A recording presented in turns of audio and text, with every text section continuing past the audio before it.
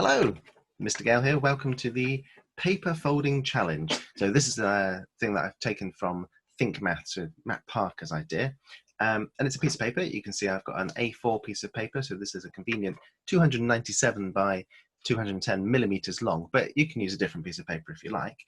Rectangular though, I folded it in half and then in half and in half again. So you can get eight rectangles, and I've labeled them with letters A, B, C, D, E, F, G, H. You'll see it's in a kind of a zigzaggy approach here. And the challenge is to fold it up so that when you unfold it, or when you have a look, the letters are in alphabetical order. So it's a bit hard to explain, but the front's got an A on it. And then the next piece of paper, this one, that's got a B on it. It doesn't matter that it's upside down, that's okay. And then the next piece of paper has got a C on it. And in my stack, so the C's next. I don't know if you can see that. In the next piece of paper, there's this one here. So that's the one with the C on it. This is the one with the D on it. It's got D on it. And the next one here has got the E. Next one in the stack. And then the next one after that is, well, it's just behind it. So you just turn it over, there's an F there. And then the next one is the one with the G. And then finally at the back is the one with the H on it. And it doesn't matter that some of them are upside down or back to front or whatever, that's fine. So I got that by folding it kind of in half lengthways and then sort of concertinaing it inwards like that. So that's that one. So obviously that's not your challenge because I'll just show you how to do it. So not that one. Your challenge is to see if you can do it with this one. So A, B, C, the D's over here, E, F, and then G, H in the middle. So again, same sort of thing, you've got to fold it up.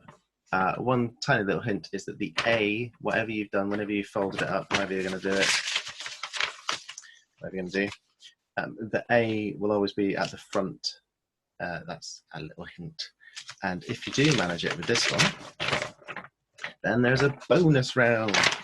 This one here, I'll put these. I'll put a little picture of these ones so you don't have to remember them now. But there's your bonus round. That one there. So these two, that's your main challenge.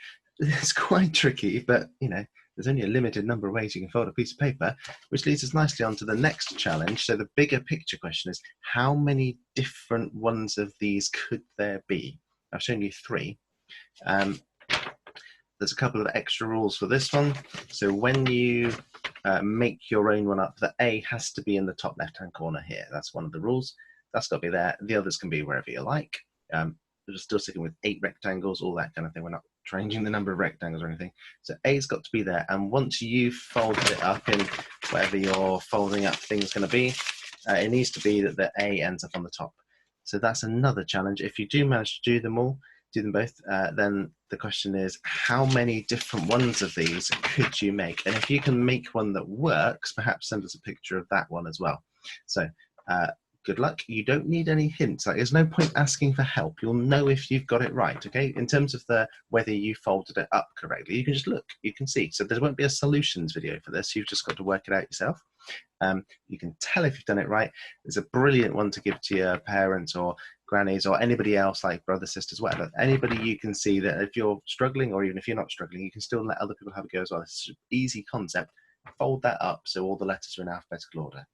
Right, enjoy, have fun, and I'll see you next time.